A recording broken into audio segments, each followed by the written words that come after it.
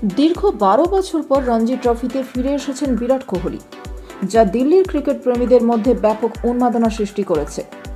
বৃহস্পতিবার দিল্লি ও রেলওয়েজের মধ্যে অরুণ জেটলি স্টেডিয়ামে অনুষ্ঠিত ম্যাচে বিরাটকে এক নজর দেখতে ভোর থেকে স্টেডিয়ামের বাইরে ভিড় জমায় দর্শকরা।